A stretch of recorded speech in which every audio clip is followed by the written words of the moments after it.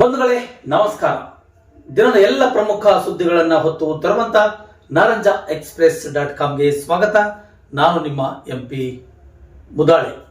ಬಂಧುಗಳೇ, ತಮಗೆಲ್ಲ ಗೊತ್ತಿರುವ ಹಾಗೆ ಹುಬ್ಬಳ್ಳಿಯಲ್ಲಿ ನಡೆದಿರುವಂತ ಅಮಾನವೀಯ ಕೃತ್ಯನ ಯಾರು ಕೂಡ ಸಹಿಸಿಕೊಳ್ಳಕ್ಕಾಗ್ತಾ ಇಲ್ಲ. ಕೊನೆ ಪಕ್ಷ ಸಣ್ಣ ಮಕ್ಕಳು ಕೂಡ ಅದನ್ನ ಸಹಿಸಿಕೊಳ್ಳಕ್ಕೆ ಆಗದಂತ ಪರಿಸ್ಥಿತಿ ಎದುರಾಗಿದೆ. ಯಾಕಂದ್ರೆ 7 ತಿಂಗಳ ತುಂಬು ಗರ್ಭಿಣಿಯನ್ನ ಪಾಪಿ ಅಪ್ಪ ಮಾಡಿರುವಂತ ಘನದಾರಿ ಕೆಲಸಕ್ಕೆ ಇಡೀ ರಾಜ್ಯ ಅಲ್ಲ ದೇಶವೇ ಕೂಡ ಇವತ್ತು ಇಂಥ ಅಪ್ಪ ಯಾರಿಗೂ ಬೇಡ ಅಂತಕ್ಕಂಥ ಮಾತನ್ನ ಹೇಳ್ಕೊಳ್ತಾ ಇದ್ದಾರೆ. ಯಾಕಂದ್ರೆ ಆ ತಾಯಿ ಆ ಮಗು ತನ್ನ ನೋವು ತಾಪತ್ರೆ ತೊಂದರೆ ಎಷ್ಟೆಲ್ಲ ಒದ್ದಾಡಿ ಆ ಜೀವ ಹೋಯ್ತೋ ಗೊತ್ತಿಲ್ಲ. ಆದರೆ ಒಬ್ಬ ತಂದೆ ಒಬ್ಬ ಪಾಪಿ ಈ ರೀತಿಯಾಗಿ ಕೂಡ ಇರ್ತಾನೆ ಅಂತಕ್ಕಂಥದಕ್ಕೆ ತಾಜಾ ಉದಾಹರಣೆ ಅದಾಗಿದೆ. ಹಾಗಾಗಿ ಇಂಥ ಅಪ್ಪ ಯಾರಿಗೂ ಬೇಡ ಅಂತಕ್ಕಂಥ ಮಾತನ್ನ ಅನೇಕ ಜನ ಮಹಿಳೆಯರು, ಮಕ್ಕಳು ಅಲ್ಲದೆ ಕನ್ನಡ ಪರ ಮತ್ತು ದಲಿತ ಪರ ಹಾಗೂ ಹಿಂದೂ ಪರ ಸಂಘಟನೆಯ ಎಲ್ಲ ಮುಖಂಡರು ಕೂಡ ಆ ಒಂದು ಘಟನೆ ಕುರಿತು ಖಂಡಿಸ್ತಾನೆ ಇದ್ದಾರೆ.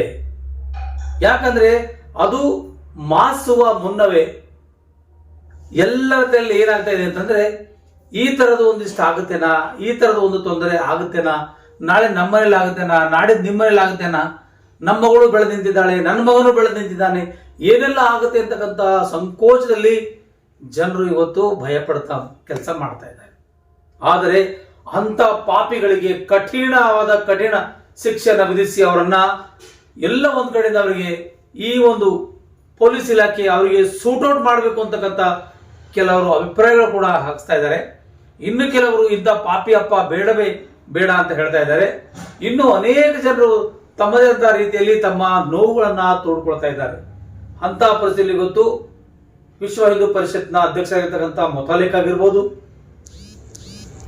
ದಲಿತ ಪರ ಸಂಘಟನೆ ಮುಖಂಡರಾಗಿರ್ಬೋದು, ಕನ್ನಡ ಪರ ಸಂಘಟನೆ ಮುಖಂಡರಾಗಿರ್ಬೋದು, ಅಥವಾ ಬೇರೆ ಬೇರೆ ಜಾತಿಯ ಮುಖಂಡರು ಆಗಿರ್ಬೋದು, ಆದ್ರೂ ಕೂಡ ಎಲ್ಲರೂ ಕೂಡ ಈ ಒಂದು ಹುಬ್ಬಳ್ಳಿಯ ಮನ್ಯಾಳ ಕೃತ್ಯ ಖಂಡಿಸ್ತಾ ಇದ್ದಾರೆ. ಹಾಗಾದ್ರೆ ಬೀದರ್ ಜಿಲ್ಲೆಯಲ್ಲಿ ಕೂಡ ದಲಿತ್ ಯೂನಿಟಿ ಮೂವ್ಮೆಂಟ್ ನ ಸಂಸ್ಥಾಪಕ ಅಧ್ಯಕ್ಷರಾಗಿರ್ತಕ್ಕಂಥ ವಿನೋದ್ ರತ್ನಾಕರ್ ಮತ್ತು ರಾಜ್ಯಾಧ್ಯಕ್ಷರಾಗಿರ್ತಕ್ಕಂಥ ಪ್ರಕಾಶ್ ರಾವಣ್ ಅವರು ಕೂಡ ತೀವ್ರವಾಗಿ ಖಂಡಿಸಿದ್ದಾರೆ. ಬನ್ನಿ ಏನೆಲ್ಲ ಹೇಳಿದ್ದಾರೆ ಎಂಬುದು ನಿಮಗೆ ನಾವು ತೋರಿಸ್ತೀವಿ ನಮ್ಮ ನಾರಂಜ ಎಕ್ಸ್ಪ್ರೆಸ್ ಸುದ್ದಿ ವಾಹಿನಿಯಲ್ಲಿ.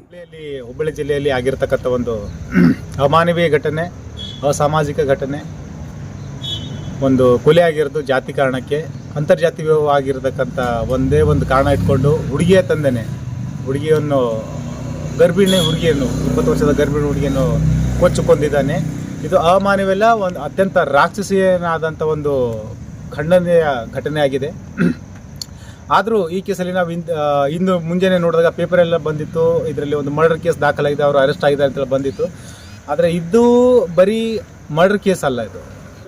ಹೀಗಾಗಿ ಇದರಲ್ಲಿ ಬರೀ ಮರ್ಡರ್ ಕೇಸ್ ಆಗಲ್ಲ, 302 ಹಾಕಲಾರ್ದೇ ಅಟ್ರಾಸಿಟಿ ಕೇಸ್ ಕೂಡ ನಾವು ಇದರಲ್ಲಿ ಕನ್ಸಿಡರ್ ಮಾಡಿ ಅವ್ರನ್ನ ಅತ್ಯಂತ ಕಠಿಣ ಶಿಕ್ಷೆಗೆ ಒಳಪಡಿಸಬೇಕಾಗಿ ನಾನು ವಿನಂತಿಸಿಕೊಳ್ತೇನೆ. ವಿನೋದ್ ರತ್ನಾಕರ್, ದಲಿತ್ ಯೂನಿಟಿ ಮೂವ್ಮೆಂಟ್ ಸಂಸ್ಥಾಪಕ.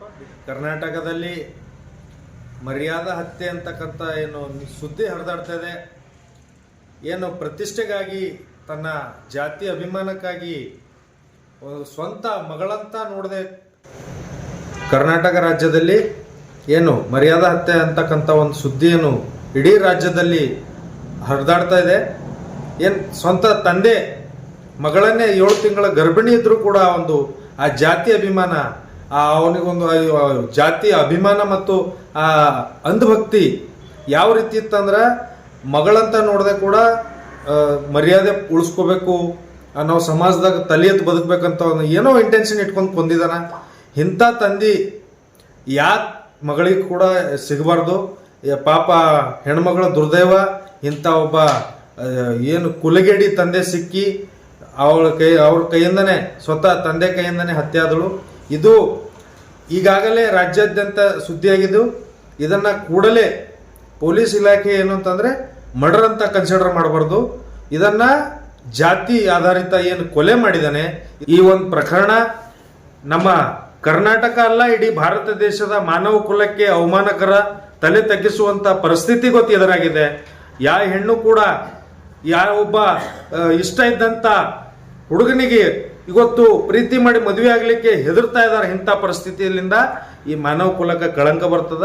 ಅದಕ್ಕಾಗಿ ಇವರಿಗೆ ಅಟ್ರಾಸಿಟಿ ಅಡಿಯಲ್ಲಿ ತಮ್ಮ ಹೆಸರು? ನನ್ನ ಹೆಸರು ಪ್ರಕಾಶ್ ರಾವಣ್, ದಲಿತ್ ಯೂನಿಟಿ ಮೂವ್ಮೆಂಟ್ ರಾಜ್ಯಾಧ್ಯಕ್ಷ.